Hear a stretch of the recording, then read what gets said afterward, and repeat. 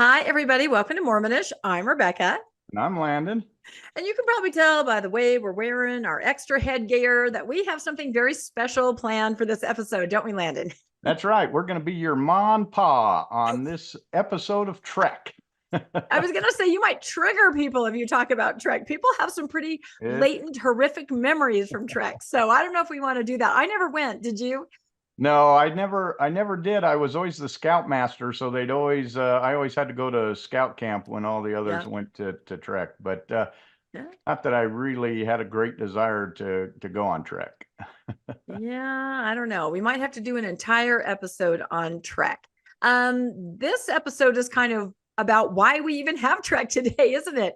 Let me think, probably about 2 months ago, Landon gave an incredible presentation to our virtual book club members. That's the Good Book Club. We meet once a month and cover a book through the lens of Mormonism. So this book was called, I have it pulled up right here, I don't have my copy with me, Devil's Gate, Brigham Young and the Great Mormon Handcart Tragedy. This is by David Roberts. I'll show a little picture if anybody can see that. Highly recommend this book. This is an incredible treatment from a never Mormon of the Willie Martin handcart disaster, I guess is what we could say. And I'm sure most of you are familiar, although not everybody. We do have some never Mormons that watch our broadcast. So this was such a good presentation that we thought we would just kind of repurpose this and show it on Mormonish, didn't we, Landon? Yeah, and we were too lazy to make another episode. Yes, we were too lazy to re-record all the information again. Well, I don't know if we need to reveal that to people that were lazy. So.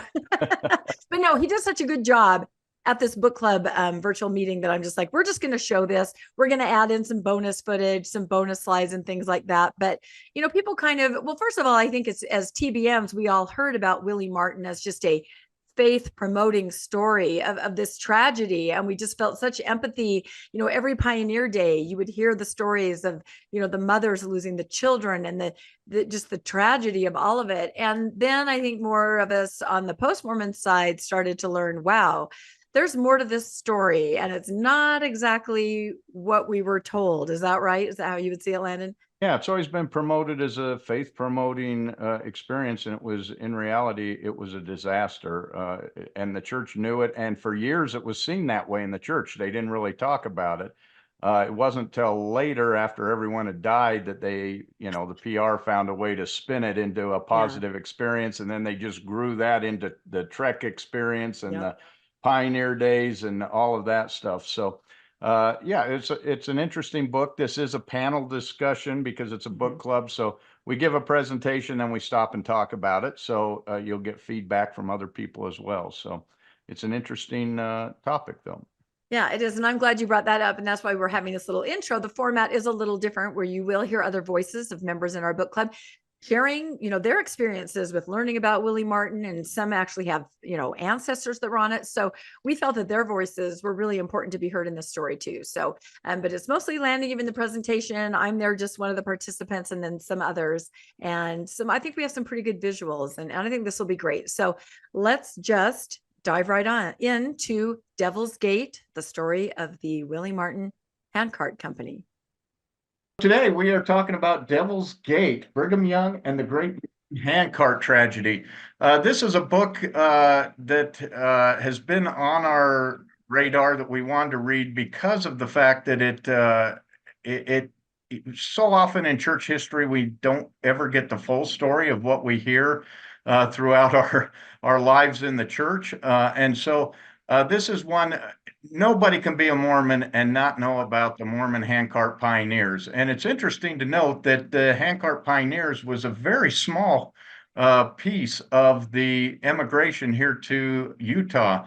The numbers I was looking at said there was about 59,000 pioneer immigrants that came to the Utah Valley now, or the Salt Lake Valley. Now, we all know how the church likes to play numbers, so was it really 59,000 or not is sometimes questionable. But of those that came in handcarts, it was only about 3,000. So we do all of these treks and all of these things that we do and commemorate the handcart pioneers. and yet they were a very, very small portion of the pioneers that came over. So why is it that we talk about the handcart pioneers so much? And that's what this book kind of points out and brings out, is it brings out the true story of the handcart company and how it's not a triumph, or it wasn't a triumph, but it has been turned into a triumph, kind of in a PR blitz by the church to protect Brigham Young, or at least that's what the kind of what the author's contention is. So as we go through the book today, we want to discuss some of those items and some of the things that we learned, some of the things that aren't in the official narrative, are all things that we want to discuss as part of this book today. So this one's a little bit different from a lot of the books we read. You know, they have concepts or themes that we discuss or that we like to go and study. In this case, it's basically a narrative of what happened in a historical record. So what I want to do is I want to start and kind of walk through the trek as it happened, and then we'll stop and talk about it and get people's feelings on it, because there's probably many of you who came from pioneer stock, that have handcart people who came across the plains in your background. So it's always fun to hear those stories and hear your thoughts. And also maybe how did the book change how you thought about your ancestors and their trip across, or you know, were they duped? Were they faithful? Were they people who had just such an overwhelming love of the gospel that they were willing to do whatever it took to get here? And so to start out with, I want to start out with bring them to Zion. The first part is, you know, why did so many handcart pioneers come here? Or why was there this need to have all of these pioneers? And really, most of the handcart companies, most of the pioneers themselves came from the UK, David's neck of the wood there across the pond. And so they did come from other places. We know there were Italians, there were Danes, there were, I think, Swedes. They did come from all over Europe, but the vast majority of them came from the UK, and definitely the Willie Martin handcart companies, a majority of them came from the UK. They talked about a group that came from Wales, some from Scotland, but most from the English area. And that all is a result of the church. In 1852, 53, they started sending a lot of missionaries over to the UK to start growing the church there. And it was really quite successful, as we all know.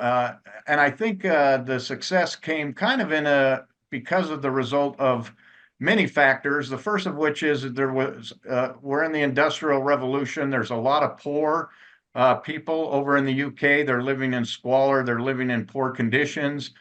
And here is the new world, America, with wide open land, wide open opportunities. It's an ability to escape the UK and come and start a new life in the Americas. And so many people were willing to come and do that. And obviously the religious fervor of the time, people were looking for a second coming. They were looking, and the church really brought a lot of ideas that I think sold to them. You know, this new Jerusalem, we're forming a new Jerusalem. We're going to prepare for the second coming of the Savior. It's close. But as Brigham Young is sitting over in Salt Lake, he needs a couple things. He needs one, they're poor. They don't have a lot of money. They don't have any industry, and he needs a workforce. And Britain provides just such that workforce. The other thing is it's hard to control, especially a high demand religion, or some people might even say a cult, from thousands of miles away, with people who are living in a country where they're not the predominant religion. And I think Brigham Young saw that he needed to get these people to America, to Salt Lake, where they were where they were in a closed society. They only had the church to take care of them. And for people coming from Europe, you got to think that the church provides a great opportunity. If you're in Europe and you're trying to figure out, how do I get to the Americas? How do I get an opportunity? They provided that for you. They're going to put a ship together. You're going to get on the ship. They're going to get you to America. Then you're going to get on a train. You're going to go. They're they're walking you right through to get you to Salt Lake. And so it's the easy button. This is an easy way to get into the new world. And all you got to do is join the church. The problem is just like almost in all times, they weren't getting the rich people that were joining the church or even the middle class. This was really the poor people who were joining the church over in England and who were coming over. And so they basically said that, hey, Jesus is coming again, and only those who are in Zion are really going to be saved. And so everyone needs to come to Zion. And there was the big call to come to Zion. We all know the hymn, come to Zion, come to Zion. So those all kind of came from that time period. And so there's a big move to get them on. The man here in the picture, his name is Franklin Richards. He's, I think, Willard Richards, and one other apostle came from him. He's an apostle. He was the mission president of the England mission. And so he was sent over to gather the saints, to get them and to send them on to the Americas. And he plays a very important role in this story, because we're going to find him showing up all throughout the story as he comes back to the U.S. and is also on the trail at the same time as the Willie Martin Handcart Company. Now, it's important to know that when the people left England, and those that read the book, you'll see that they didn't know, or at least majority of them had no idea about this handcart idea. They came across thinking that they were going to come to New York or Boston and work for a year or two, save up the money to get a rig, wagon, and then come across the plains several years later after they've got there. They show up in New York, and all of a sudden they're told you need to hop on a train and get to Iowa City, where you're going to pull handcarts across across the plains, which from a lot of the stories in the book, that was something that they did not take well to. There were several complaints, what are we, pack animals, that we're going to pull all of this across. And what really surprised me, and what was interesting to me, was how many of these trains were women, children, older people. A lot of these people were 50s, 60-year-olds. Talked about one guy who had a peg leg, and he was going to pull a handcart across the plains with a peg leg, and just stories like that. And you got to imagine what those people were thinking. But as I sat back and thought about the story, I was like, well, what is this that? What option do they have once they've left England? They've bought the passage. They've made this ocean voyage of several months. They're here in a new land. They have nowhere to go. They have no way to get there. They really had very few options here except to go on and to get to Zion. That was their best hope. That was where they had connections, and that's where many of them went. And I say many of them because one of the things the book does point out is that a lot of people would get here. They'd get to New York and Boston, and then they just fade away and never to be heard from or see the church again. There were the ones that they called the turnbacks that as they got started on the trail, they realized this is not for me, and they either turned around and went back to Iowa City, or they went back to winter quarters. And so there were a lot of these people who, once they got here and saw what they'd gotten themselves into, they did turn around and try to make a new life where they were. In most cases, I found very little stories of where the people actually went all the way back to England after getting there. So we want to talk, the next thing I want to talk a little bit about is the Mormon Trail. What is the Mormon Trail? How far is it? And what they have to do. So I've got this map here. And one of the things, I don't know if you can see my pointer. Can you guys see my pointer? At the time, the trains, they did have trains when they came, but the train went as far as Iowa City, which Iowa City sits right about here. Once they got trained into Iowa City, and Iowa City had two options. They'd either ride a train in, or they'd come up the Mississippi River on a steamboat and get off near Iowa City. And then from that point, they had to make their way across to Utah. So Iowa City was the first gathering point. That's the first place that the Saints would start. This is where they had to get their handcarts, because now obviously there's no train. They have to get a way to get across. And so Iowa City is where they started building the handcarts. And in every case, and when we talk about the Willie and Martin Handcart Company, they were the fourth and the fifth handcart companies. There was three other handcart companies that went in the same year of 1856. Every single handcart company started in Iowa City, and we'll talk about how the problems they ran into there. And then from Iowa City, they'd cross Iowa over to Council Bluffs, and you see Council Bluffs there. Winter Quarters is what it's called, and Winter Quarters is kind of the last outpost before they would head out into the plains and head across to Utah. So that was really their last place to back out. And Winter Quarters is what's in current day Florence. It was also called Florence back then, but that's where they would leave from. Winter Quarters is where Brigham Young left from. And so Brigham Young and the first group of Saints, their trek was about just over 1,000 miles from Winter Quarters into Salt Lake City. Iowa City added about another 300 miles onto that trip, making the total trip 1,300 miles from when you got off the train till when you got to Salt Lake City. And as anyone look at this map, there were a couple places where they could stop and get supplies. That was Fort Kearny in Nebraska. I believe Fort Kearny was more of a military post. And the other one was Fort Laramie. Fort Laramie was a civilian post that soldiers would come to, cavalry would come in and out of it, but it was more of a private industry. And although you could buy goods there, they were extremely high priced. As you can imagine, everything had to get brought out there, so they charge you the cost to transport things to get out there. And then from Fort Laramie, you had to go pretty much to Fort Bridger, which is close to the Utah border.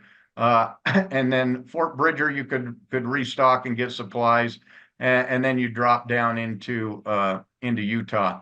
Along this trail, though, you had to cross the Rocky Mountains, and that was a difficult endeavor. And the Rocky Mountains was the most difficult part of the crossing. And what you see there is there were several points along the route that they would look to. Chimney Rock was one of them. Independence Rock.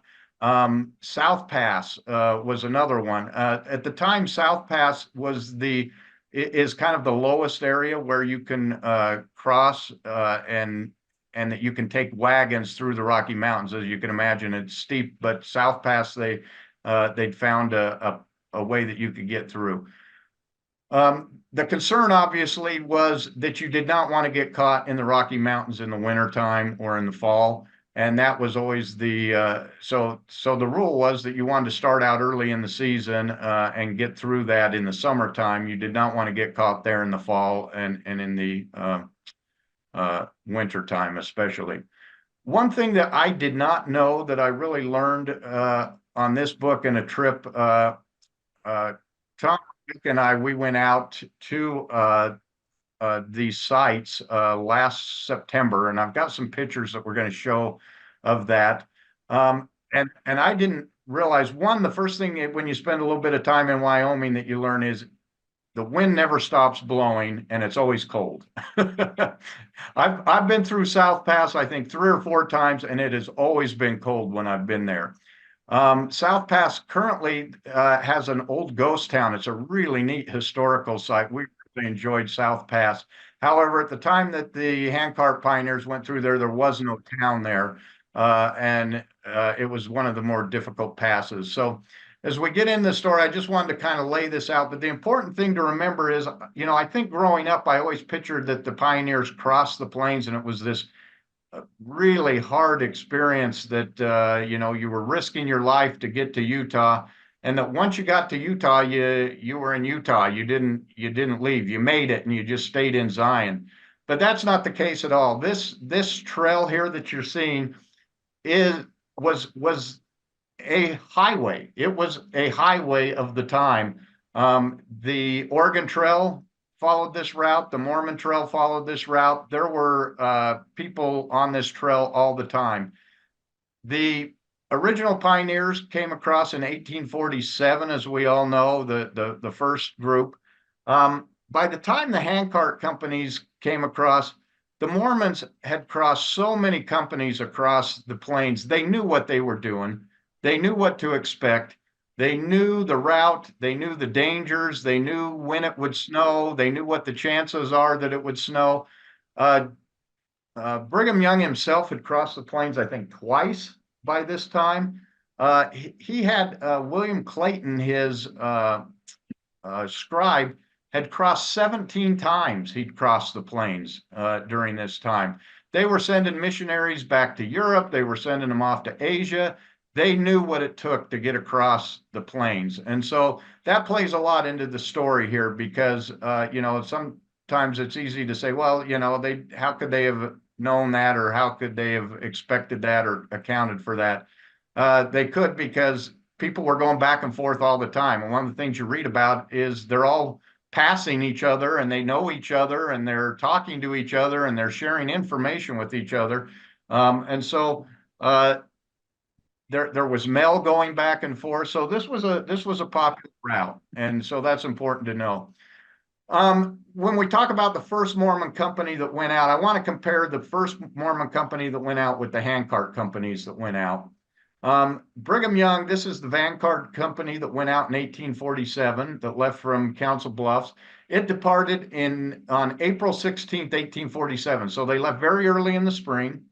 They departed from winter quarter, so they departed 300 miles more west than what the handcart companies did. They arrived in the valley on July 21st, so it took them 100 days to cross from winter quarters.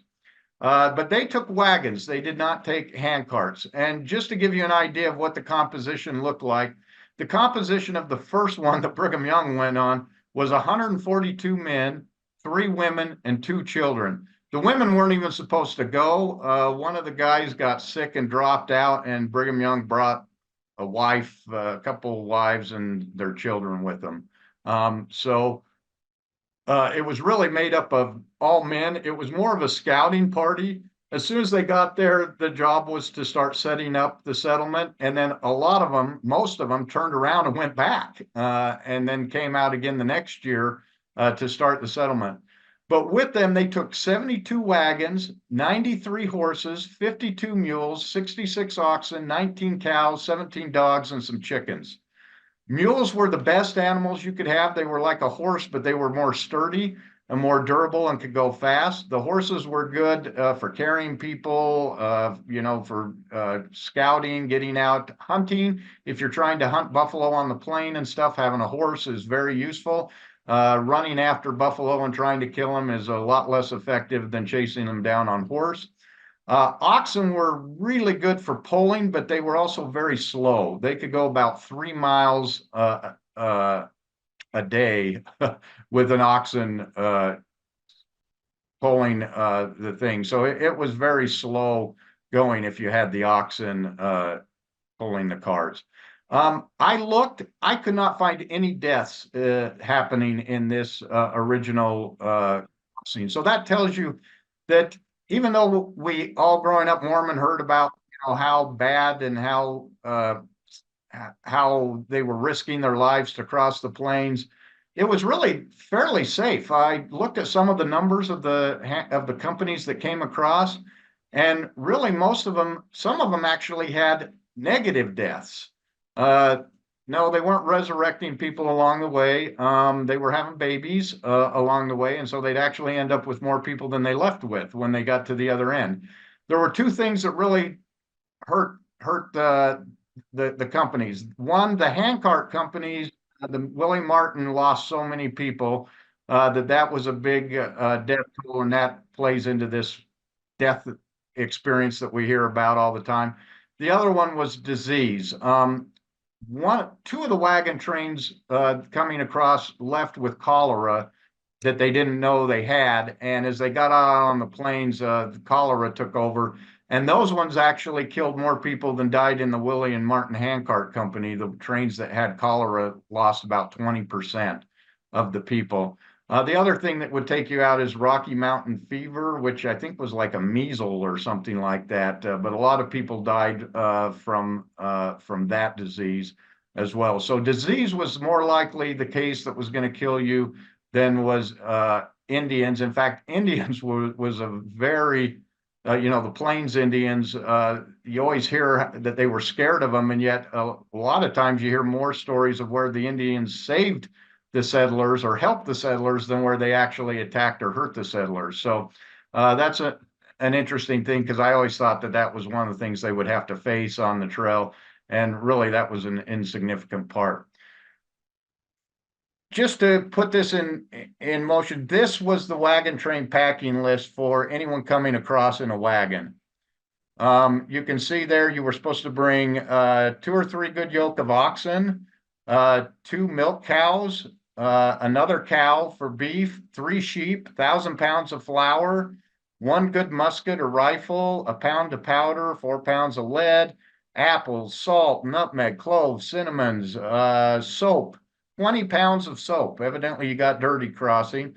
15 pounds of iron and steel, nails, fishing nets, pulley blocks to get you up, cooking utensils, pots, tin plates, knives, good tent. These wagons would go out with 2,000 to 3,000 pounds of goods on them, which is one of the reasons they needed the oxen to help pull. And as you saw with Brigham Young, you had 72 wagons of this kind pulling across there. So they were bringing seeds, they were bringing tools, they were bringing everything they needed to get a start in the new country.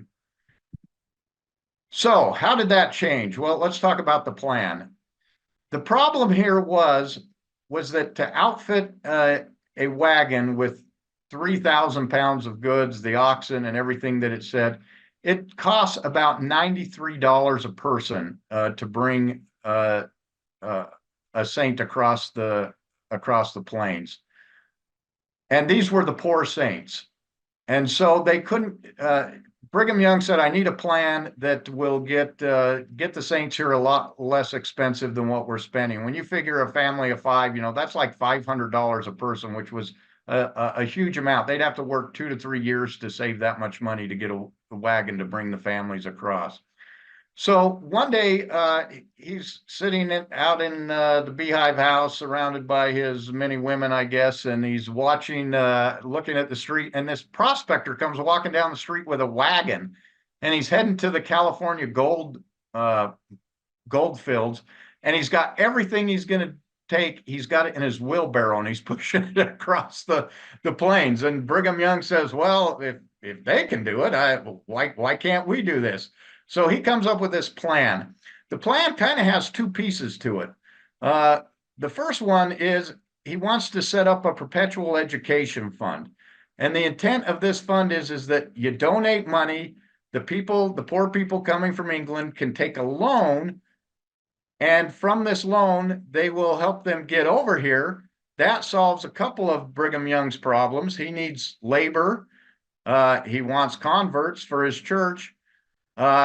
It gives him money because these people are going to pay it back at 10% interest. So he's financing it. They're going to buy land from him, or they're going to farm land, or whatever. And one of the ways they could pay back the loan in many different ways, they could do it through labor. They could do it through actual paying off loans, the loan with money. So there were different ways. So it was really quite an ingenious idea. Who else out there was funding or financing people coming to the New World? Yeah, this is one of the big attractions to Mormonism, is that they're financing their crossing and they're coming over.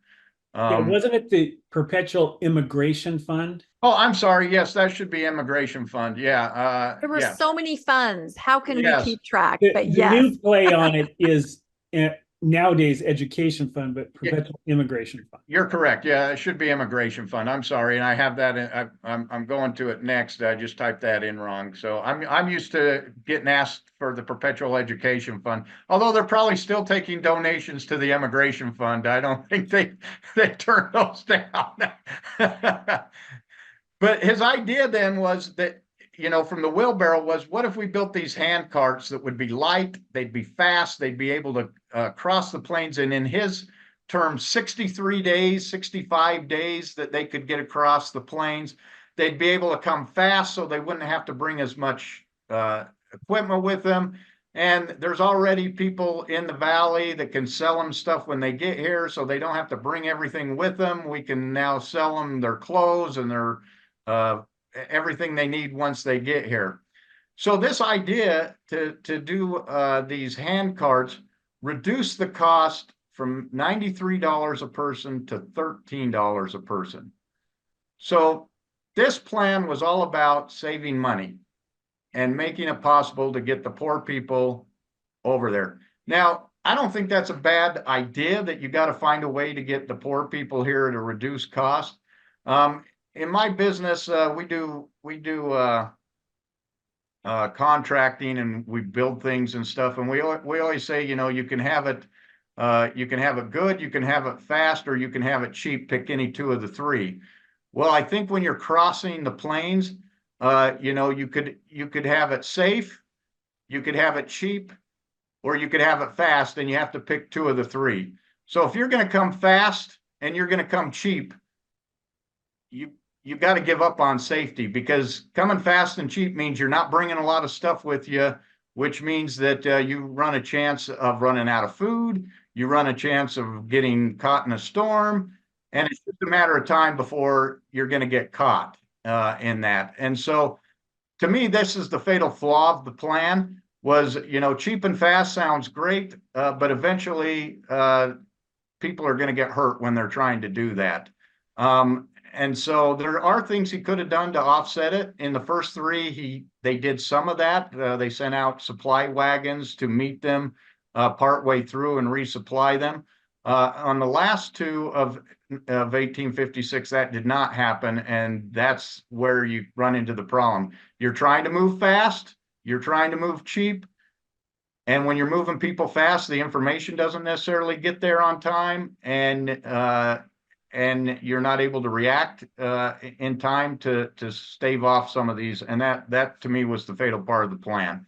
So, and I'm going to open this to questions here in just a few minutes, but I do want to go over the Perpetual Immigration Fund, because this really did for immigration what financing did for the automobile industry. People couldn't afford cars.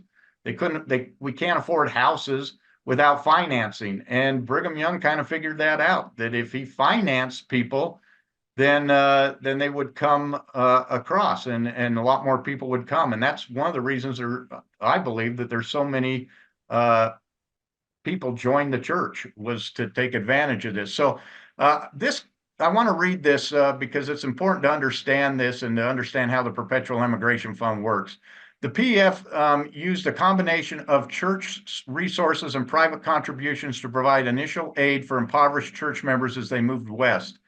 The ordinance incorporating the PEF set aside Antelope Island and Stansbury Island, two islands in the Great Salt Lake, for the company's exclusive use. On Antelope Island, the church operated a ranch with tithing herds of cattle and sheep in order to generate revenue for the fund. Anyone who's been out to the Gar Ranch, it's just a couple miles from my house, on Antelope Island, that was the purpose, was to raise money for the Perpetual Immigration Fund. The aid provided to immigrants was structured in the form of loans, with the design of constantly replenishing the fund by having these members repay the assistance once established in the new homes. Recipients would sign a promissory note to reimburse the company for their costs, and were often permitted to satisfy their obligation with commodities or labor in addition to cash. Over the life of the program, nearly 30,000 individuals received assistance, primarily with travel arrangements and outfitting. As the funding was never able to support all who might need assistance, priority was given to long-standing church members and those with useful skills needed in the Western frontier environment.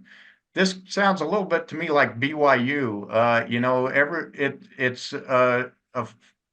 BYU's funded by tithing, but all members who pay tithing don't get into BYU. They select who gets into BYU, and it was kind of that way with the Perpetual Immigration Fund. If you were a longstanding member, you got a loan. If you had a skill that the church needed or that the community needed, you got a loan. Otherwise, you were on your own. While proselyting efforts in Europe led to increasing numbers of new converts drawing on the PEF, the company only sometimes paid for a recipient ship passage. More often, it assisted with overland travel costs for those already residing or newly arrived in the U.S. In the Utah economy, availability of cash remained a limiting factor. For members seeking to emigrate from Great Britain, Church Mission President Samuel Richards instituted a plan that this one was very interesting. He instituted a plan that the immigrants would pool their existing, if meager, resources into the PEF, then pay back the full amount of assistance, regardless of whether they had also donated. So what the church would do is they'd say, give us all of your money, we're all going to pool it, and then once we have this pool of money, we're going to give you a loan so that you can get over to the Americas, but you have to pay back that loan at 10% interest, even though you're the one who donated the money into the fund. So you're borrowing against the money you put into the fund and paying it back to the church. So that is really quite I don't know who would agree to this, but in the book, it talked about several well-to-do members who actually donated everything they had to the church and then took a loan out and came across as paupers and then spent the next 20 years paying back the loan to the church that they owed as a result. It says, as not all could accommodate at once, this would help the earlier group of immigrants support those coming after. And then it says, because it was in Britain, majority of the people coming across using that were from Britain. So, last thing I want to do is just talk a little bit about the handcarts and what they would bring, and then I want to stop and get everyone's thoughts about the crossing and what their thoughts were about from the book of reading what happened in England and some of the things that the people had to do to get here. But this is a typical handcart. This is the kind of handcart that the Willie and Martin handcart company would have brought. Anyone who's been on trek, what you took on trek is not what they were pulling. They were much smaller than what you take on a trek. They had no metal parts, no ball bearings in the wheels. They didn't have metal shod rims like you see at all the ones that you go to when you stop at the church historical sites. In fact, you see that they're wrapped with rawhide. They would wrap the wheels with rawhide, buffalo skin, cow skin, whatever, to make the wheels. This actually came in very handy because they ended up eating the rawhide off of their wheels when they became so hungry. They'd boil that rawhide and eat it. The Willie and Martin companies did. The others didn't have to resort to that. But you see that it had wood spokes, wood hubs. Everything was made out of wood. That's why green wood is a problem. They're also much smaller. About the maximum weight they could carry would be about 500 pounds total. That you could pull in one of these wagons, and they were constantly breaking down. Compare the handcart packing list to the wagon packing list. You were allowed 17 pounds of baggage, clothes, bedding, cooking utensils, etc., period. Each adult got 17 pounds. Each child got 10 pounds. They would shake you down. They would weigh you. They would make sure that you were bringing only 17 pounds. People tried, this was kind of the jet blue of the day. Everyone tried to wear multiple layers of clothes so they didn't get counted on their weight. And then they take it off and put it in the cart afterwards. And they started catching on that that's what they were doing. And then they weighed them on the trail and made them burn the stuff that was overweight and throw it away. They also took with them 1 pound of flour per person per day. 1 pound of flour is equivalent to 2 cups. So you got 2 cups of flour was your meal. That was about 1,200 calories that you were bringing. Anyone who knows anything, of course, calories weren't known back then, but they knew how much food it would take to get people across. 1,200 calories is nowhere near enough to sustain a person doing this kind of work. Typically, you would need about 4,000 calories a day to do this kind of labor. When you get into cold weather and you're losing body heat and stuff, you'd need even more than that. So this was very meager. The church had to have known there was no way that you could get across with that little amount of food. They learned that on the first 3 handcart companies because they had to go restock them 300 miles out in order to get them through because they had lost so much because they had run out of food. Part of the plan was that they'd hunt as they came across, hunt buffalo and other things. These are factory workers from England. They didn't know how to hunt. They couldn't shoot anything. They're on foot. They can't chase anything down. Finding food on the plains was very difficult and didn't happen very often. In addition to the handcart companies, in addition to the handcarts, the companies would take about 8 wagons. They'd have anywhere from 4 to 8 wagons, and the wagons would take the cooking pots. The wagons would also carry a lot of the food was on the wagons, and the wagons also carried the tents, that they would sleep in. They had the tents. They'd sleep 20 people in a tent, and so the wagons would bring the tents along, and they'd pull up, and then everyone would set up a tent and stay the night in the tent. Was the intent, I guess you could say. The intent was to be in a tent. So anyway, that's kind of the plan. That's kind of the handcart experience. Just to give you an idea and compare this to the 1847 troop, these guys left July 15th, 1856 from Iowa City. So they were leaving Iowa City almost the same time in the year that the Saints arrived in the Salt Lake Valley. So very late. And by the time they got to winter quarters, it was late in August when they finally got there. They did not arrive in the valley until November 9th, 1856. Remember, they said they could get across in 65 days, and they planned enough food for about 65, 70 days to cross. It took them 118 days to get across. So that's a big food problem right there. When you're short food that much, you have to start rationing. The composition of that, I had no idea that the Willie and Martin Handcart Company was this big. Before that, the other trains that came across had about 150 to 200 people in them. The Willie and the Martin were by far the 2 largest companies to come across that year. The church says they didn't know they were coming. We know they have a letter that said they were coming. There's no way they didn't know this many people was coming. This is a huge amount of immigrants that were there. The Willie Handcart, 500 individuals, 100 handcarts, and they had 5 wagons to bring all of their supplies with them. The Willie Handcart Company ended up with 67 deaths. The Martin Handcart Company departed on 28 July 1856 from Iowa City. Took them 126 days to make the crossing. They had 575 people, 145 handcarts, and 8 wagons. They ended up with 150 deaths.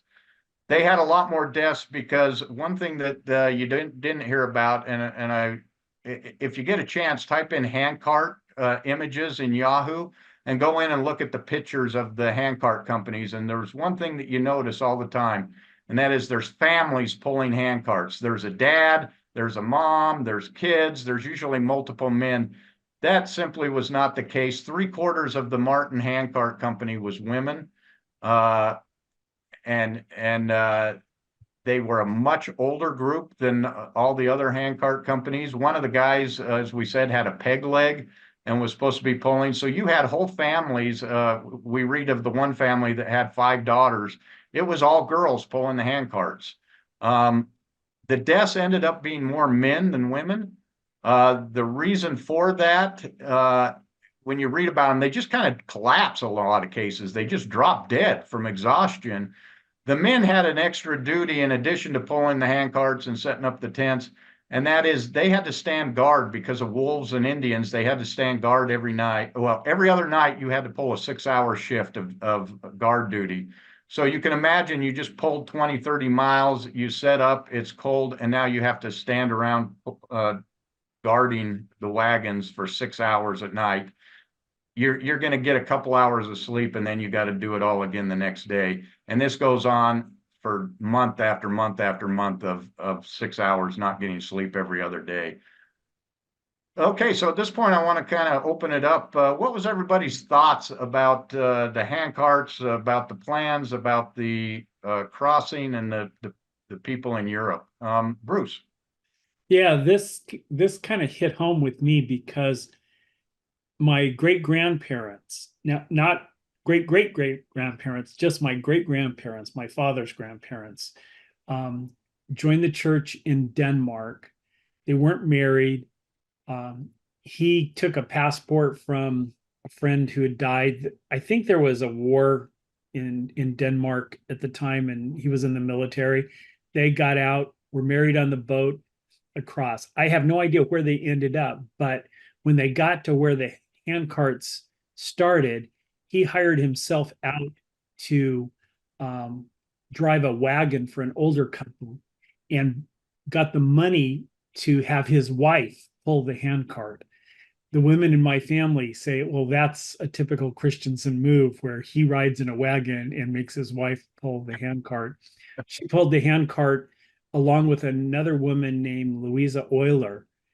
And after these two women pulled the handcart across the country, his wife made him marry Louisa, who she had pulled the handcart with. And so he was a polygamist, but the second wife died in childbirth, so there's no family from that, and he never remarried. But yeah, the whole thing about women doing this, that was my great-grandmother's situation. She and another woman had to pull a handcart while he went with another company driving a wagon. Okay. Other thoughts on the crossing? Or I wanted to kind of hear David's take from the UK on you know, the mission and that kind of stuff. Rebecca. Okay. I'm on a different computer trying to unmute. I just remember always hearing on Pioneer Day the stories of all the deaths. And then I started to research and realize it was all from, you know, the Willie Martin handcart. And my whole life I've been really angry about this whole scenario. Just sort of the lack of concern for life as far as throwing these people out here, just as we'll talk about later, the step by step, the things that happened. They were just basically thrown to literally almost the wolves.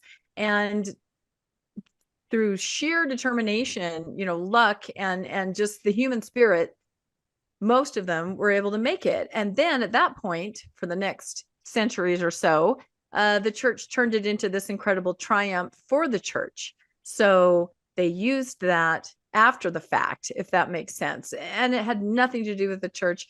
The reason these people were able to survive, in fact, it was in spite of the church. So I've always been really upset by that. It's kind of along the same thing as Mountain Meadows, how I just really take this to heart. But again, the thing I celebrate is this human spirit. They did it against all odds and everything working against them, including the church in every part of it, the prep, the journey, the rescue, and then just infuriated by how now the church turns that into an amazing miracle. And we'll talk about that later, but those are just some of my initial thoughts. Yeah, I want to say one thing on what you just said there. You know, you said that they made it there in spite of the church. I maybe take a little bit of pause with that because they needed the church to make this happen, because in many cases they were saved by the church, but the church is the one that put them in the position in the first place. Oregon Trail, the people were making it across on the Oregon Trail to Oregon without rescue parties coming out from some church to save them. But that was because they were going prepared. They were going knowing what they needed to take. They would go in large groups. And with the wagon trains, it was fairly safe to make the crossing. when you got to handcarts, though, you were absolutely reliant on the church. And so it's kind of a foreshadowing of what the church does in spiritual needs. They create a need for them to step in and save you. And that's what they did. And then you saw that when they'd get saved, they'd all go, "Oh, we were saved by the Lord."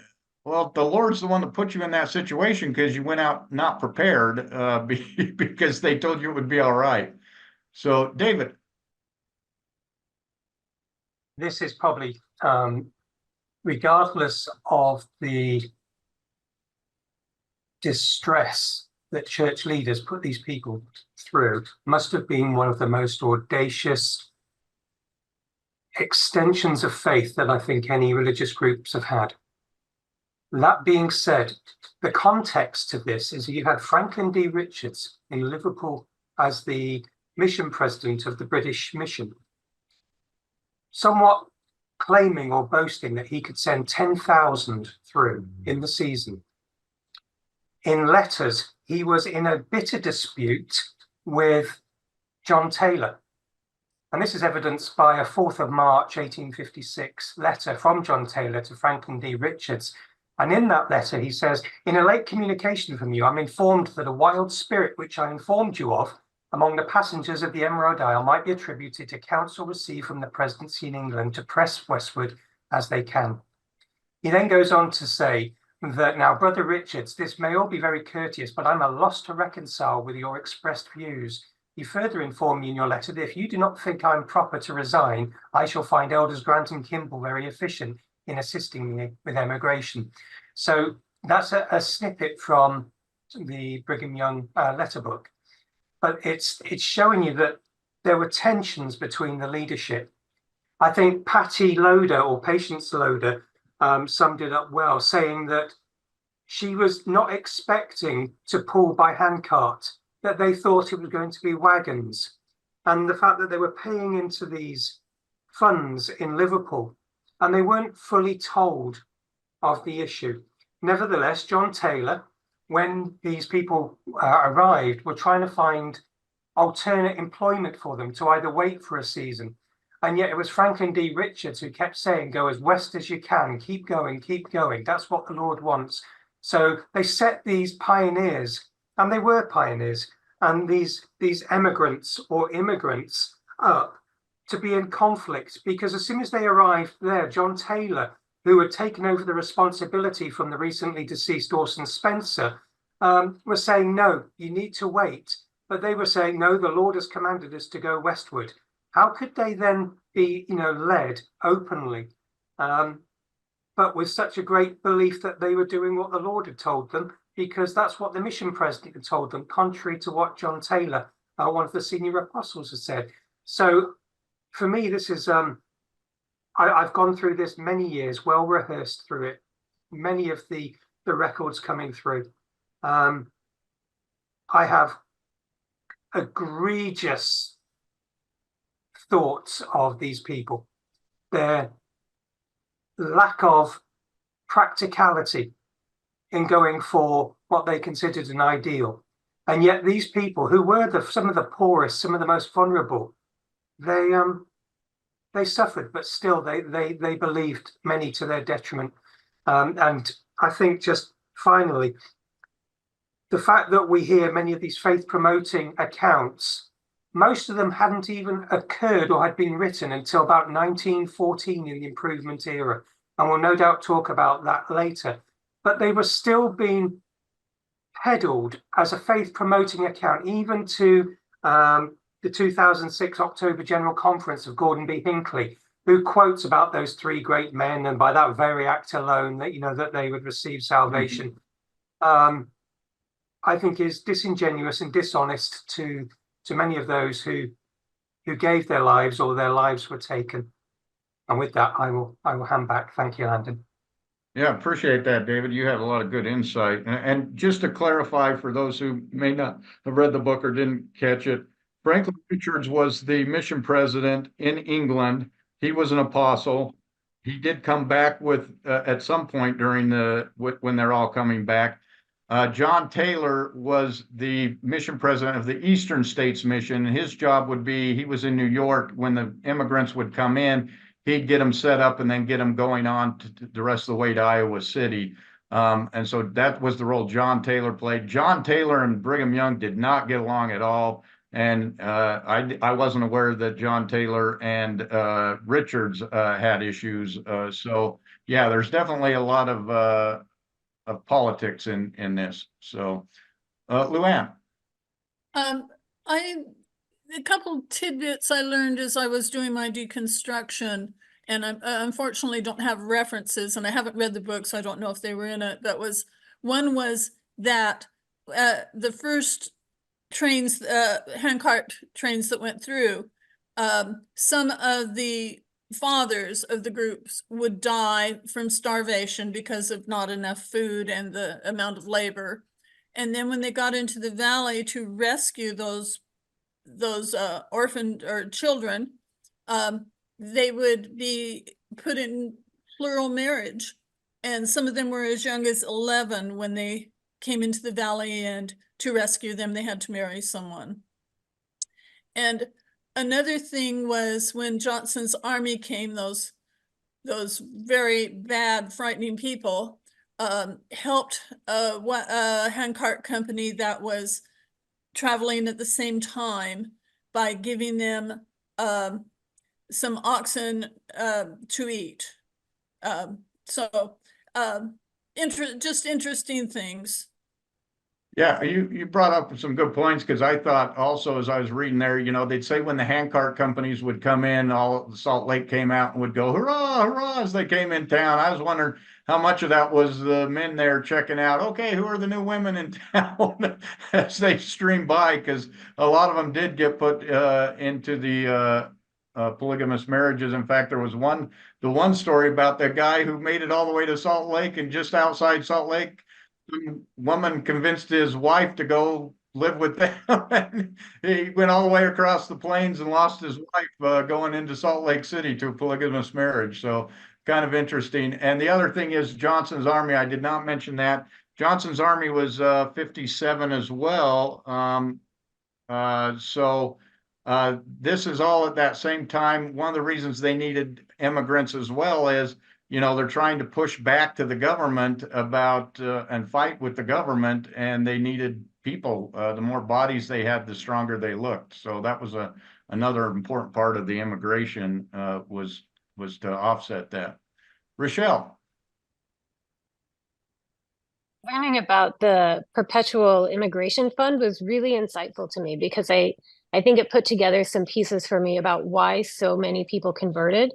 And it may not be the only reason, but even if you didn't really believe in the church, it was such an easy way to come to a new land. So here you are, you feel completely like an underdog, you have no way to make your life better in the country that you're in. And then somebody is saying, here's some free money, join our church and we'll bring you to this new land, the land of opportunity, where the streets are lined with gold.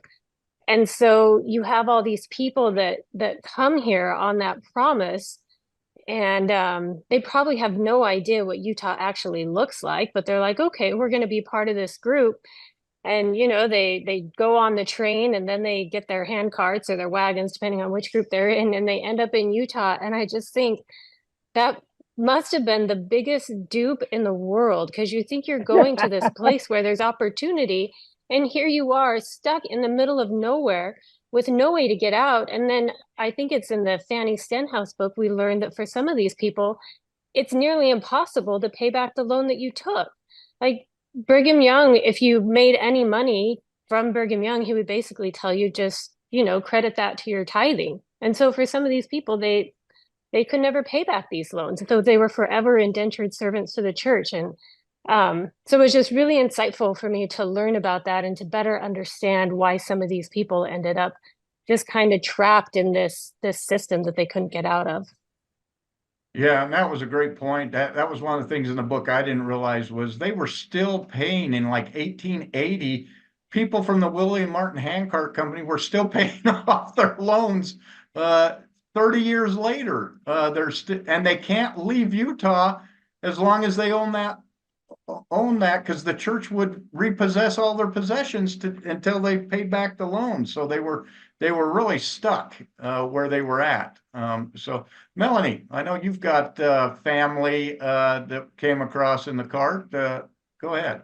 Yeah. Can you hear me okay? Yep.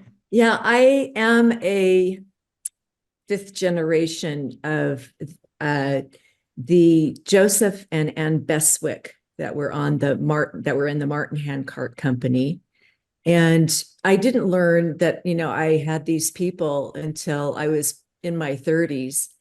It really wasn't talked about at all in my family. And so I love history and I love genealogy. And so I just decided to, take a deep dive and try to find out as much as I could about what had happened. And if there was anything written about my ancestors or, their trials, there was no journals that our family has of what they wrote down. And one of the things that I just want to make this really short, because you don't want to listen to my whole story, but I thought so much about their trip across the ocean and how that must have just been a horrific thing just in itself to come across. My ancestor who died on the trail was Ann Beswick, and she was 63 years old.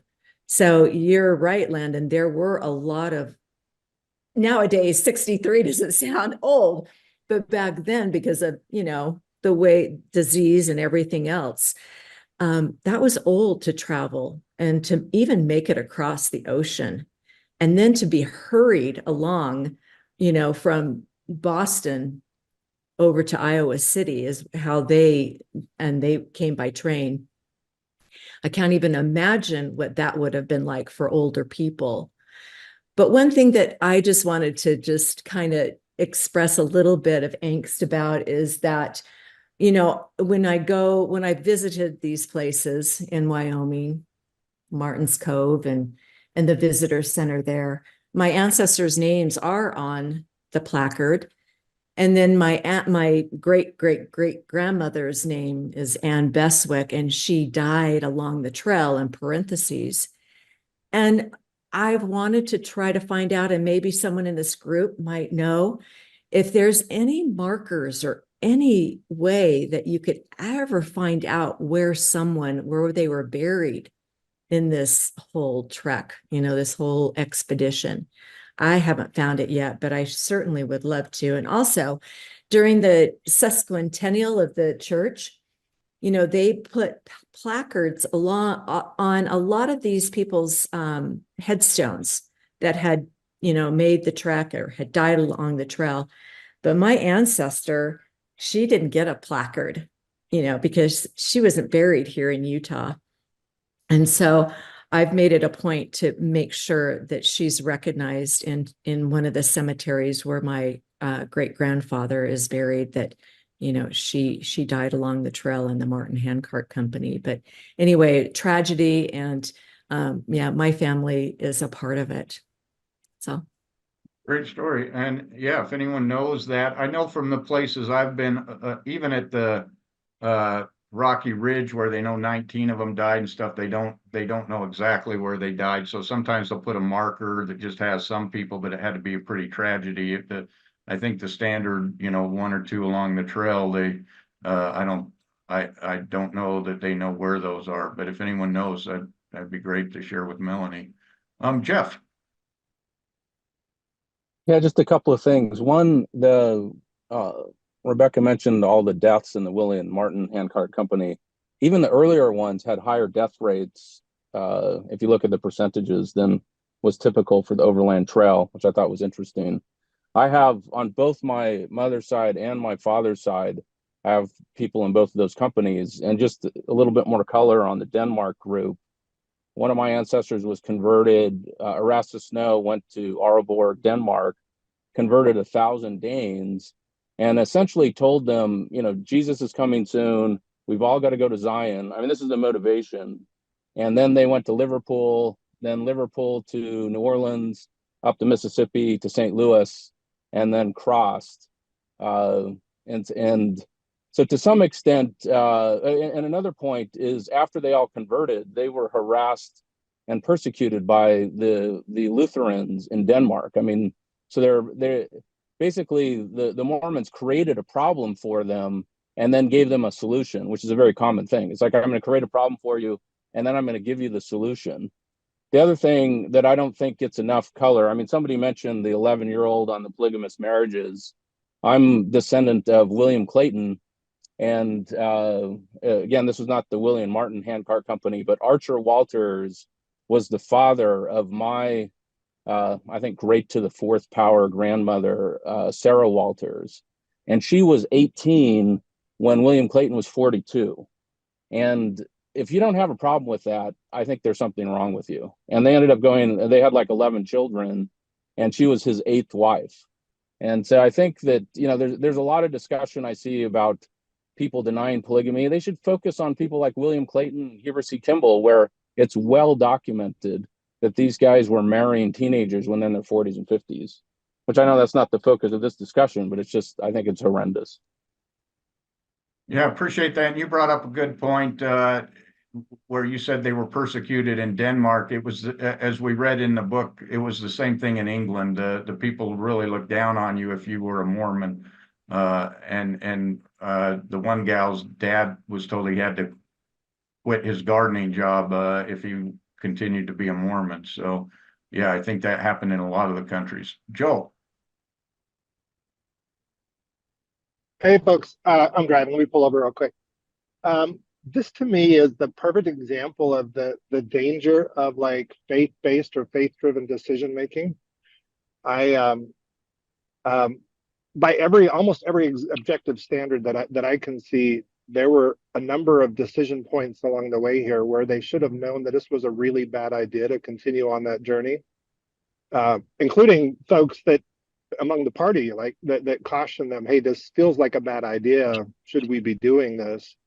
And I think what happened is there was some amount of like, well, what else are we going to do? Urgency, but there was also a decent amount of God will provide if we show our faith and do what he asks us to do.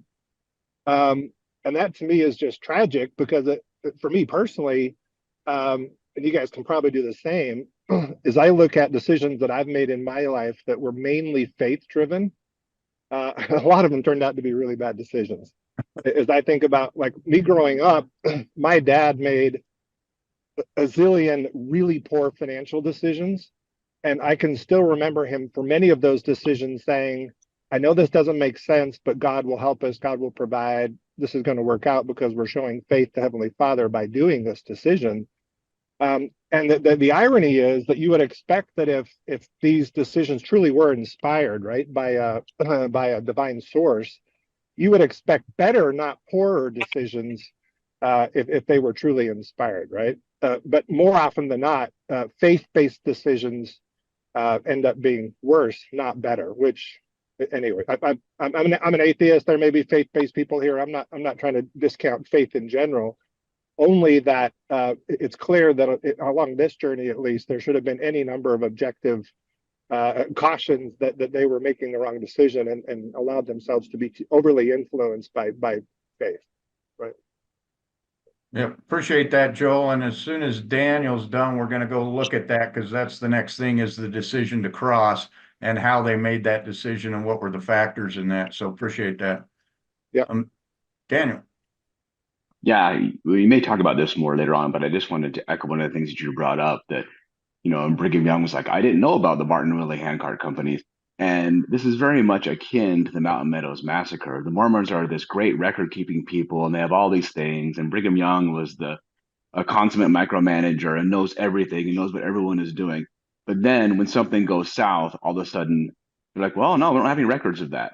Like we don't have any information about that. I just think it's super interesting. For everything that goes south, all of a sudden there's a big hole in the records. And, no evidence that Brigham Young knew about any of these things. I just thought that was a funny similarity between the Mountain Meadows and the Handcart tragedy. Yeah, and the author was pointed that out. One thing the author did a lot from Will Bagley. In fact, the book kind of comes from a paper that Will Bagley did. So that's important to keep in mind. Will Bagley, a lot of historians will say, oh, he was very antagonistic against the church. A lot of people say he had every right to be antagonistic against the church. Someone has to be. And so it's interesting. One thing to keep in mind, and going along with what you talked about, Daniel, this is the Lion House and the Beehive House here in Salt Lake. And these were built in 1852 and 1854. And keep in mind that the handcart companies came across in 56, the first one. So he's already built these places. Brigham Young's estimated worth was $150,000 at this time, which is a multimillionaire back in the day. They're trying to save $13 and $93 with these people while he's amassing a fortune back in Utah. And that's just something that he pointed out and should be brought up, that while they're trying to do all these cost-saving measures, this is the opulence that Brigham Young is creating in Utah.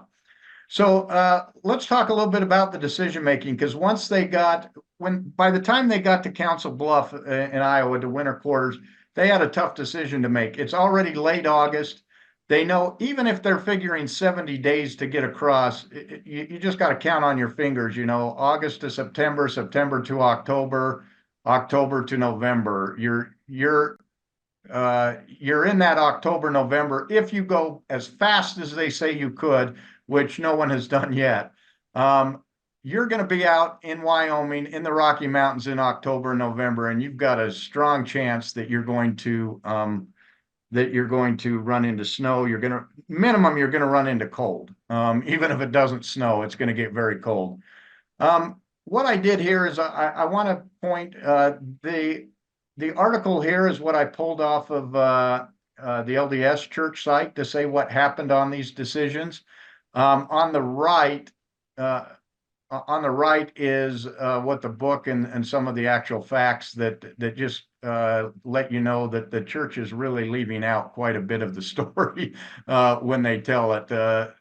So this is what the church says on their website. And one thing that we found when Tom, Rebecca, and I were up there was we went to 2 or 3 different visitor center, and every time they approached us, the first thing out of their mouth was, Brigham Young didn't know about this. He didn't know about the decision. They all voted and made the decision. It was all local leaders. The same thing we hear at Mountain Meadows. It was all local leaders that made the decision. And that may be true that the local leaders, had to make the decision. Brigham Young wasn't there in August when they were supposed to leave. But it's clear that the pressure was on them to get across. So here on the left, right above, this is a picture of Levi Savage. He's important in the Willie Handcart company because he stood up and actually said we shouldn't go, and we'll find out what happened to him. But this is what the book or the church website says. Leaders and immigrants held a meeting and voted to go on. If weather patterns had been normal, the decision would have been applauded. Instead, the decision has often been questioned. To say that if weather patterns had been normal, that's just completely, snows came in October, November all the time in this area. They still do. This was normal weather patterns. This was not anything out of the ordinary. It was worse than most snowstorms, granted that, but was not uncommon to have snowstorms and cold weather that time of year. Then they say Levi Savage, a sub-captain, was one who opposed the decision, but he said, seeing you are to go forward, I will go with you, will suffer with you, and if necessary, will die with you. The Willie Company left on August 16th. This is true. Levi Savage did say that. The problem is they don't tell you what Levi Savage said and what happened to him before he said that he would go on with them, which says more about Levi Savage and the honorable man that he was than how honorable the church leaders are. I took this right out of the book. It says, now, however, at the August 13th meeting, Savage arose and spoke. With tears streaming down his face, he pleaded against continuing the journey, the sole voice among the leaders to argue for wintering over in Florence. In his own journal, Savage recorded this courageous deed. Brother Willie exhorted the saints to go forward regardless of suffering, even to death. After he had spoken, he gave me the opportunity of speaking. I said to him that if I spoke, I must speak my mind, let it cut where it would. He said, certainly do so. I then related to the saints the hardships that we would have to endure. I said that we were liable to have to wade in snow up to our knees and should at night wrap ourselves in a thin blanket and lie on the frozen ground without a bed. That was not like having a wagon that we could go into and wrap ourselves in as much as we liked and lie down. No, said I, we are without wagons, destitute of clothing, and could not carry it if we had it. We must go as we are. The handcart system I do not condemn. I think it is preferable to unbroken oxen and unexperienced teamsters. The lateness of the season was my only objection of leaving this point for the mountains at this time. I spoke warmly upon the subject, but spoke truth, and the people judging from appearance and after expressions felt the force of it. I want to stop right there and say a little bit about Savage. Savage had been, he had lost his wife. He left his son or daughter, he left a child to be raised by his sisters. He'd already been to Salt Lake. So he was one of the ones who'd already crossed the plains. He was then sent on a 4-year mission to England. He spent 4 years in England while his child was raised by a brother or a sister. After 4 years, he was finally allowed to come home, only under the condition that he would lead a wagon, a handcart company across the plains. And so he had experience. He'd been there, and then he'd come back. He'd gone to England. So he's crossed the plains at least twice at this point. He knows what the weather's like in Wyoming. He knows what they're going to be facing, and he warns them. At this point, everyone was trying to sell this plan of Brigham Young to reduce the cost of crossings for these immigrants.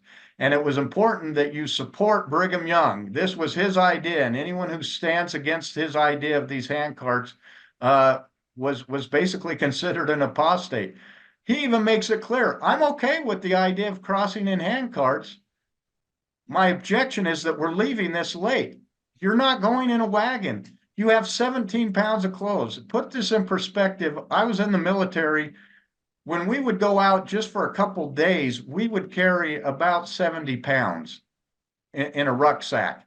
You're carrying 17 pounds. If it rains, you don't have a coat heavy enough to keep the cold off of you.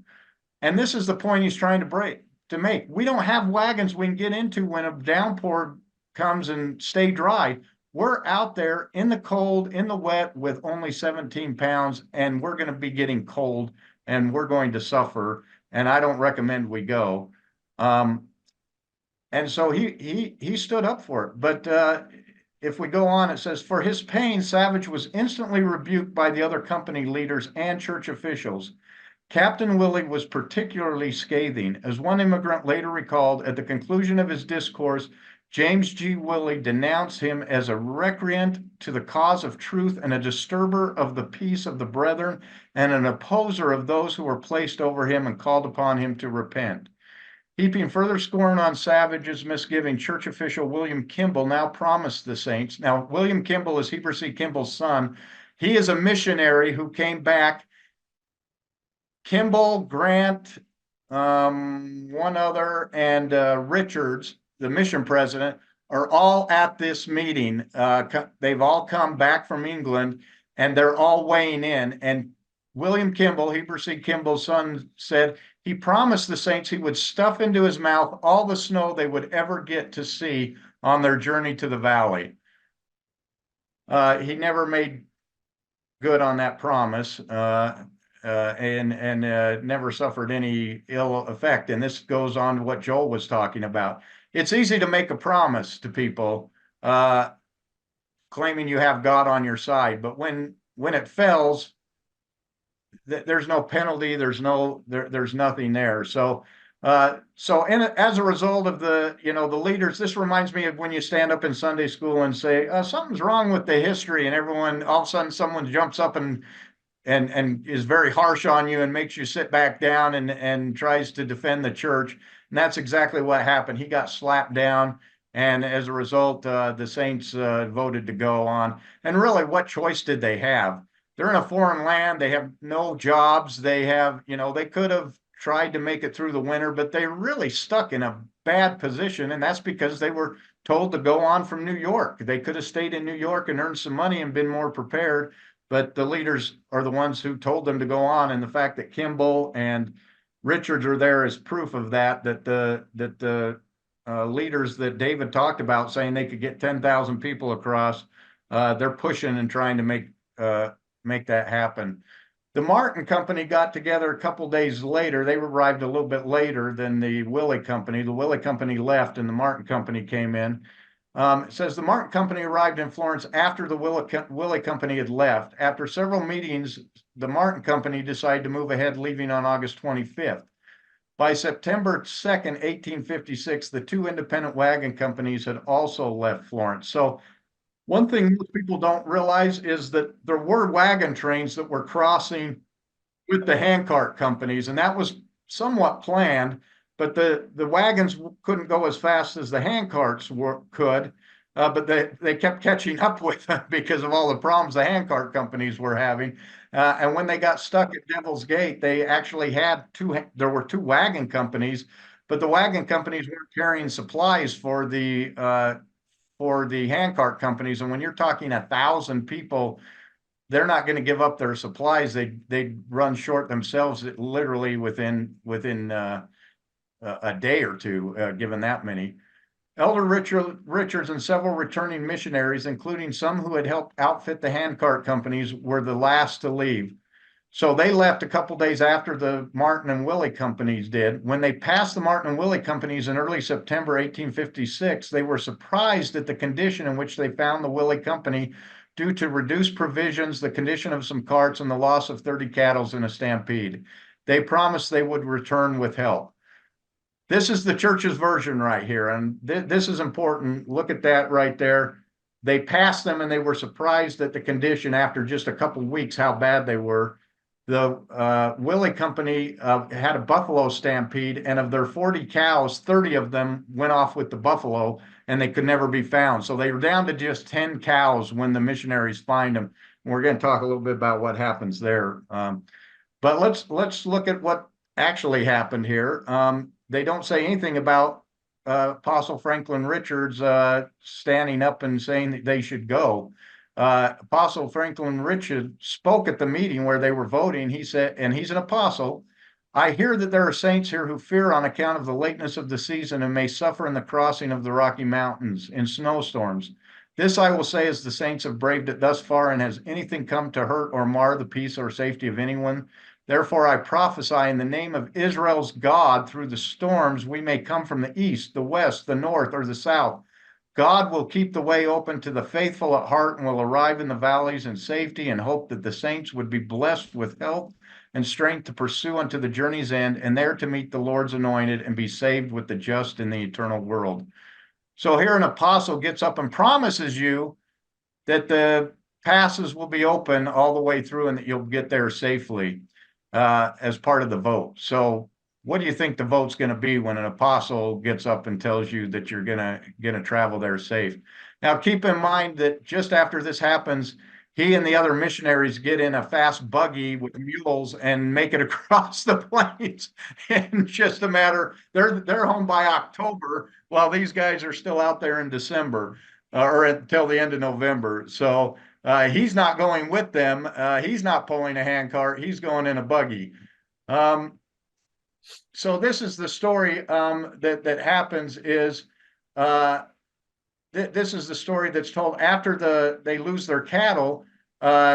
Richards and Kimball and the others come up in their buggy, and this is what happens. It says these, and this is from Savage. He says, "These brethren, apostles Richard Kimball, told Captain Willie they wanted some fresh meat, and he had our fattest calf killed for them. I am ashamed for humanity's sake to say they took it.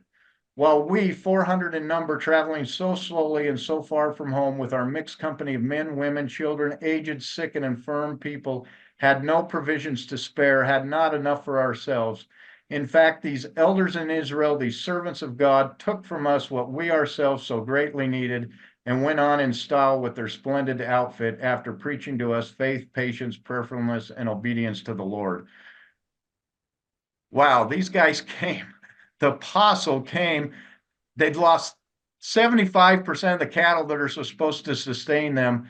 And they tell them, kill one of those for us so that we have food, so that we can eat in our fast buggy, and left these 575 people with one less cattle. They've now lost, what, 77, 78% of their food sources to feed an apostle so that they can travel home and not be hungry.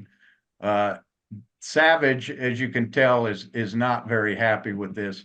But at the same time, and I don't know if no, I didn't put that. When they stopped, they took Savage to the side and they really gave him a scolding. They scolded him for his unfaithfulness. They right in front of everybody, the apostle pulled him out and said, you caused dissension among the people. You leading the people away from obeying the leaders. And he just raked Savage over the coals because he had the fortitude to stand up and say, I don't think we should go this late in the season. The only person who's really prophetic in this whole situation seems to be Savage, while the people who have the apostolic ability to prophesy are all the information they're providing ends up being wrong. So it's really quite a sad story. He also promised before he left that they would be resupplied at Fort Laramie.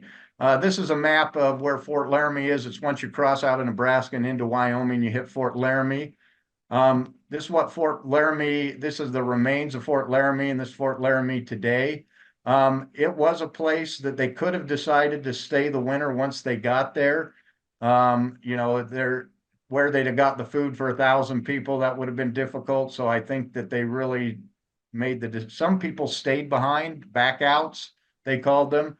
But the majority of them, you know, realized that they really had no option, and they went, they continued to go on through. I have not been to Fort Laramie. It's something I would like to go to. All right, I'm going to move on to the disaster. As I showed you right here, they got Fort Laramie. When they got to Fort Laramie, the supplies that were supposed to be there were not there. They had left no supplies for them. They realized at that point they were in a lot of trouble when they had no resupply. They'd lost most of their cows. But they could try to buy food, but they didn't have any money. They're poor. The prices were very high. I think the captain was able to get a little bit of, I can't remember what it was he got. He got something that lasted like a day or two, but that was it. So they head out, and they're heading, you know, they've got to try to make it the rest of the way. They start cutting their rations from 1,200 calories. They're down to like 3/4 of that, you know, 800 calories a day doing this kind of work.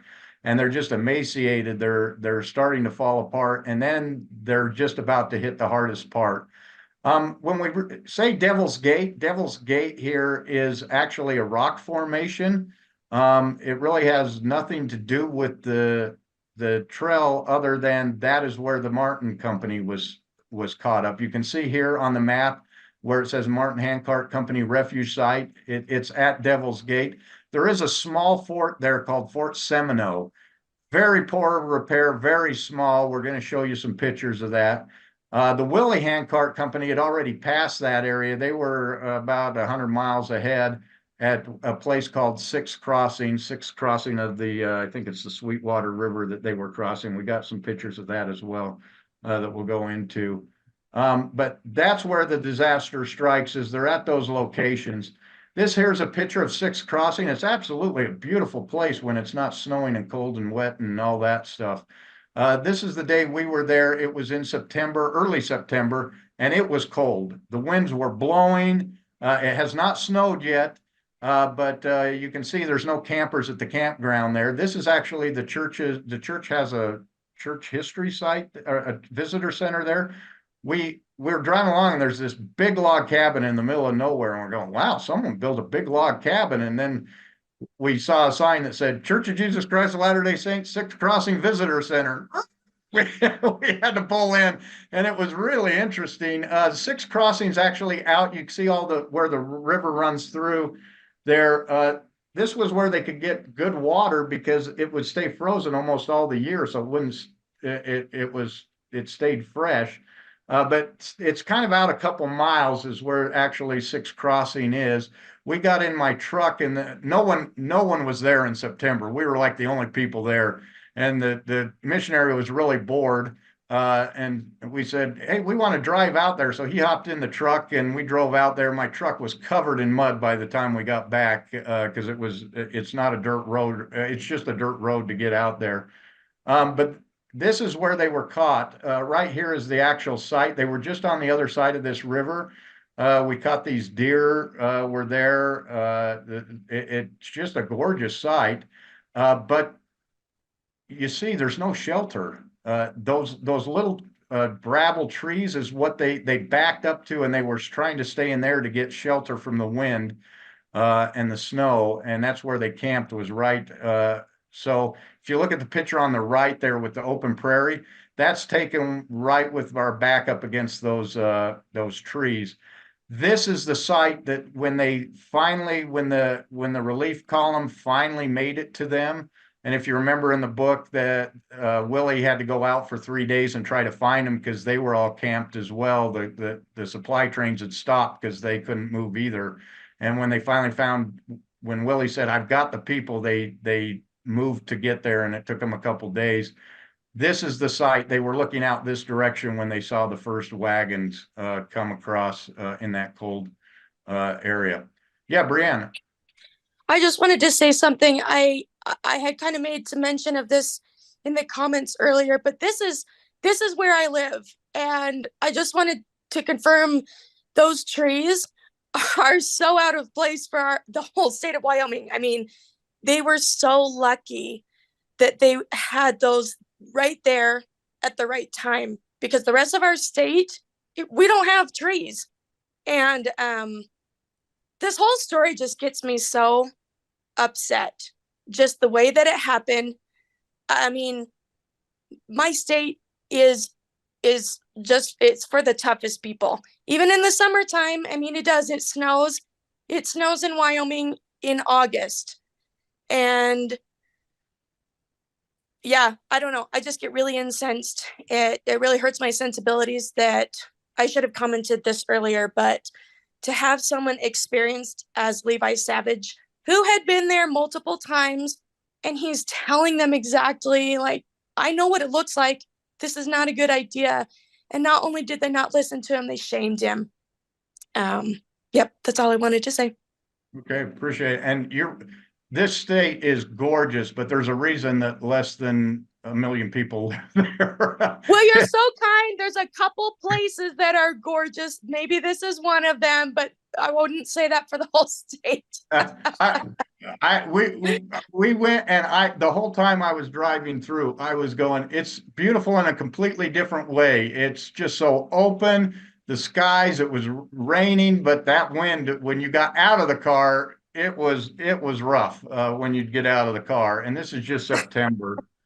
Yeah, that wind tore up our trampoline one year. It's insane. Yeah, it is rough. This is where the Martin Handcart Company was. This is Devil's Gate, Martin's Cove area.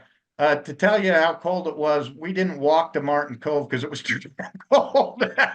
It was 3 mile walk there and back, and the wind was blowing at like 70 miles. I don't know, 70. It was clearly 40 or so. You can see the flag there is at full staff. But this was Fort Seminole. So when they got caught, there was this small fort that was manned by 1 or 2 people. There was only 1 missionary there when we went. We were the only people there. But this is when they got there. Remember, they started unloading the baggage so that they could start hauling people in the wagons. So the wagons that were there, the 2 wagon trains that were there, they were freighters. A lot of them were freighters. There were immigrants in there too, but freighters was one of the things that they were doing.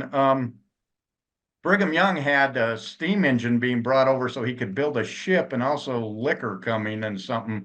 So they unloaded these the wagons at this fort. It took them 3 days to do that, and then they had to abandon the hand carts at this point, and they put them in wagons and tried to transport them the rest of the way.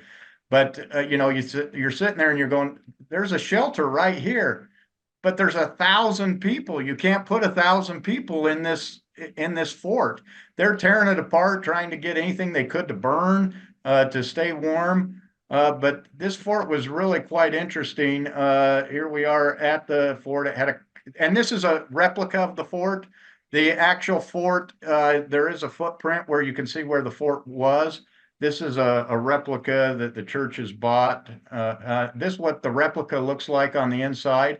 Cozy little place, but little. You can see it's got pretty much one room. This is the place where the 14 guys had to stay, where everyone else left, and tried to survive and had to eat the pelts and everything like that just to survive. They have an example of where they had kind of, it looked like almost like warehouses, and they'd open up these doors and they could stack all of the goods, and that's where they put the freight. You can see up in that upper right hand corner is kind of a picture of what the stacking would have looked like of the freight. And then they closed those, and that's what they were guarding when they left. And if you remember the story, some of the apostates left Salt Lake the next year, and they came back to the fort to try to get their stuff, and they wouldn't give it to them, and they had that kind of standoff, and the apostates eventually gave up because trying to attack a fort was too much to try. This is the inside.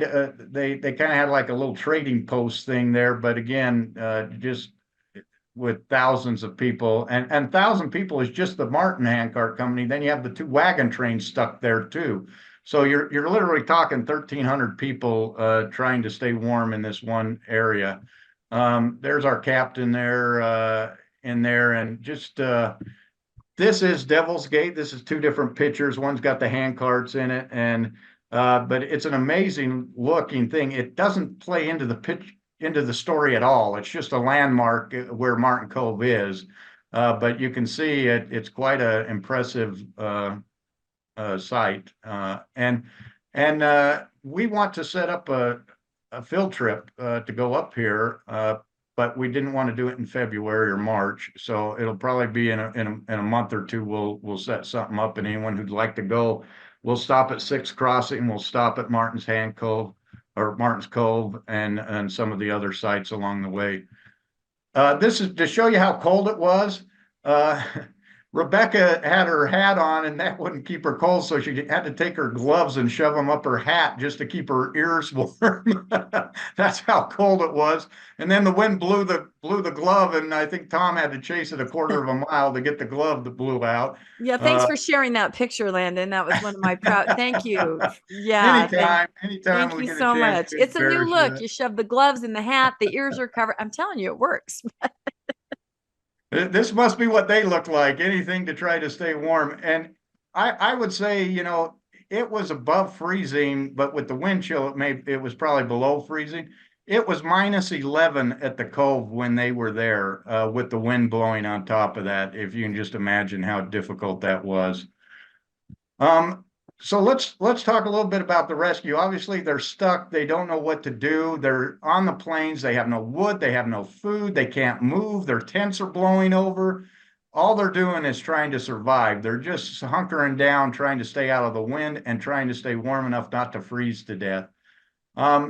We know that the Willie company got found first. There's the trapper. I can't remember his name, but he came into the camp and said, "Hey, there's a train behind me," and that's when Willie and one of his captains got on and went and looking for him, and it took him several days to find them and finally get it there. They went on trying to find the Martin Handcart Company, because the Willie company said, "No, the Martin company's behind us." They went looking for them. It took several days again to find that train, and then when they finally got there, none of them really had any supplies with them. They just had enough to keep them alive. So they gave what food they could, but the majority of the survivors or the majority of the people who died after they'd met the rescue train. So the rescuers had found them, but they still didn't have any supplies. The wagons carrying the supplies were so far behind them, and they had dropped supplies along the way, and so the supplies weren't all with the wagons. The wagons only had limited amounts of supplies. So at this point, all the handcarts were abandoned. The people were put into wagons, and they tried to make it there. And when we hear about the rescue, we always think about Brigham Young. This is Brigham Young telling him to go out and rescue him. This is one of the famous speeches from Brigham Young, and you can read this if you'd like, but I think the famous line is, "I will tell you all that your faith, religion, and profession of religion will never save one soul of you in the celestial kingdom of our God, unless you carry out just such principles as I am now teaching you. Go and bring in those people now on the plains." We all heard that story of him stopping General Conference and sending everybody out to get the people. The interesting part was he said, "Oh, me and Brother Heber will go and get them. If you won't get them, we'll go get them. Let's take a vote.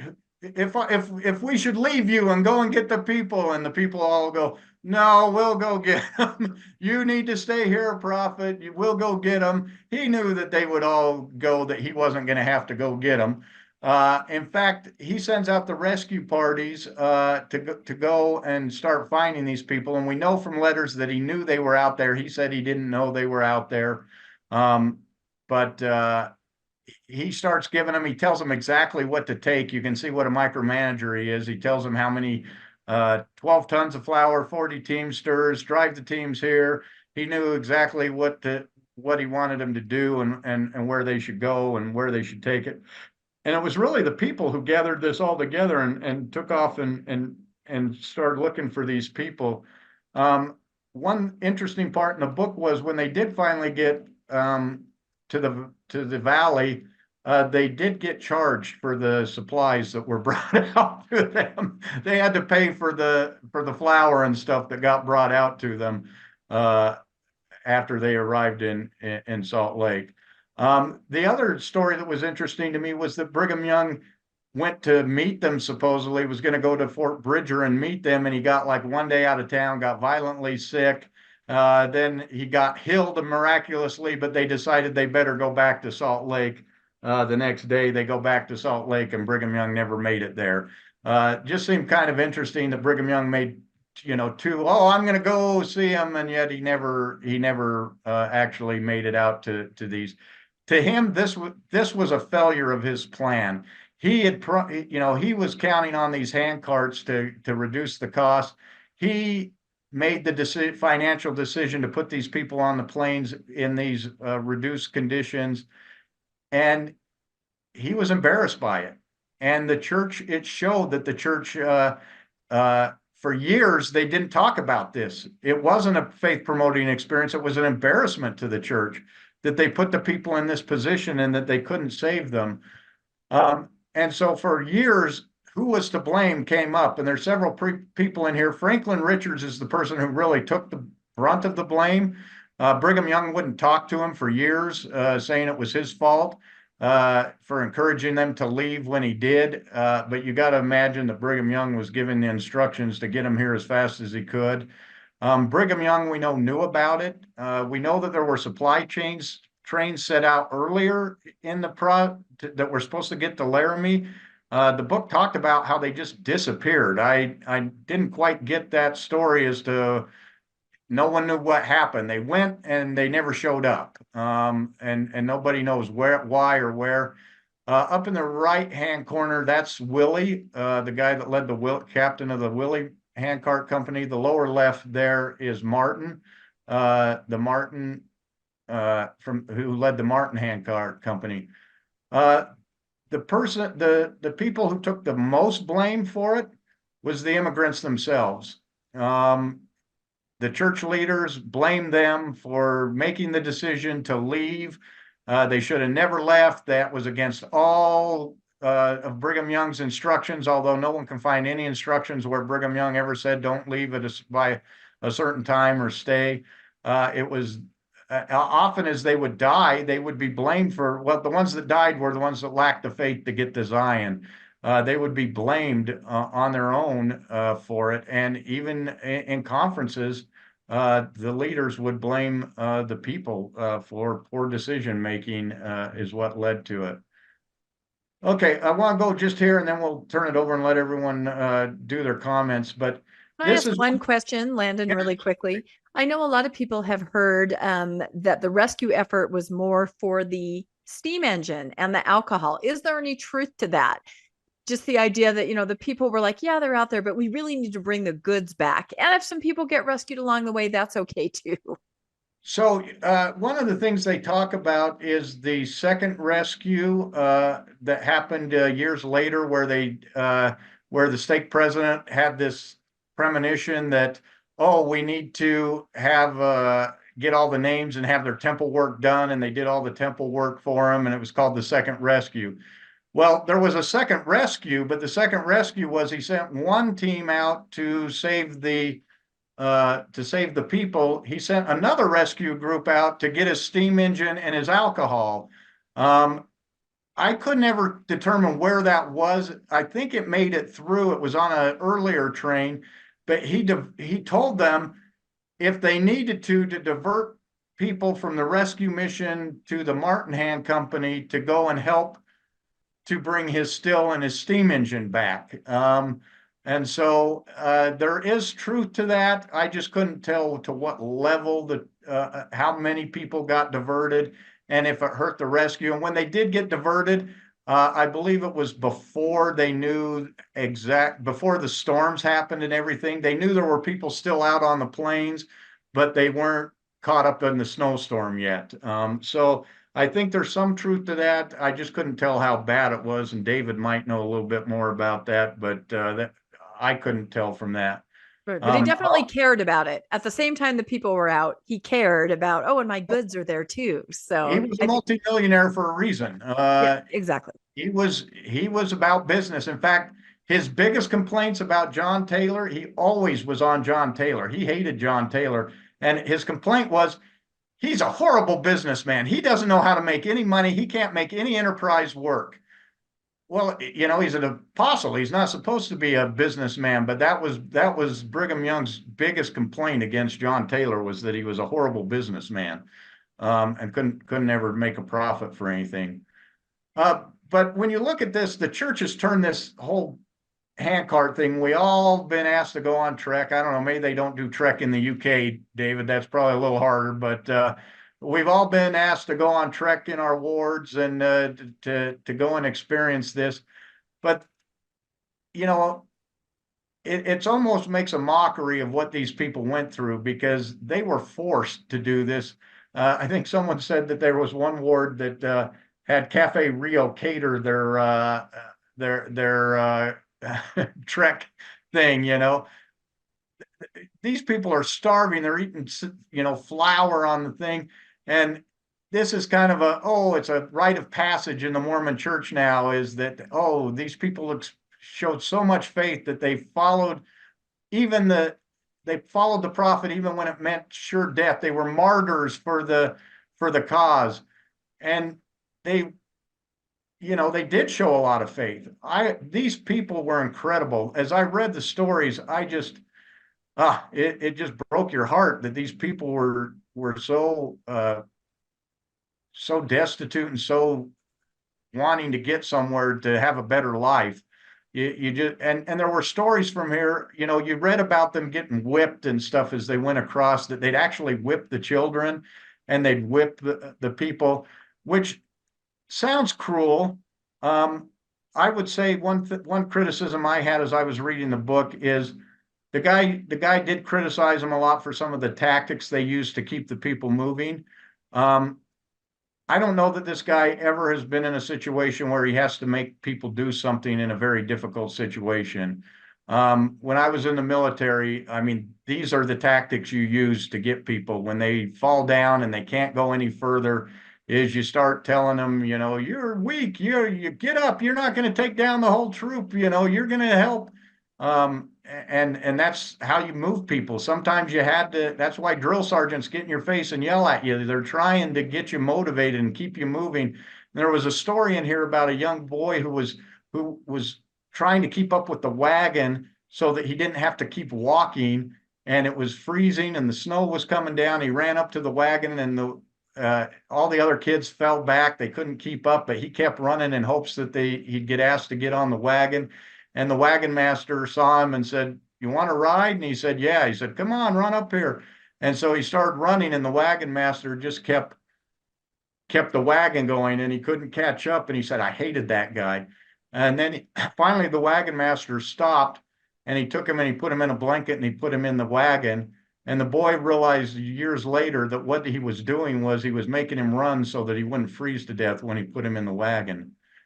And when you think about that, that sounds cruel, but these people, they were survivors. That's what they were. They were tough. I couldn't survive this minus 11 degrees out in Wyoming in the winter for days on end with no food. Just incredible. So they're right to promote the people and how strong they were and how much they went through. But to promote this as, the leaders led us through it. The leaders, they followed the prophets. They did what they were told, and God blessed them. That's not reality. They were there because they did what the leaders told them. And that's what happened. And the church was embarrassed by it for years. And then they do what they always do. They spun it into a triumph and great leadership and foresight by Brigham Young to do it. David, yeah. I was going to say that in the mid 1850s, the church, or under Brigham Young, lost about $150,000 in the different enterprises. So whether it was sugar or pottery or building or whatever. And the way that you get people behind you is to tell people about their burdens, why they're so miserable, and then you blame another group of people. And Brigham Young for years blamed the very poorest of people for not having repaid the money. And that's why the people in the valley were so poor, because those immigrants had not paid their way.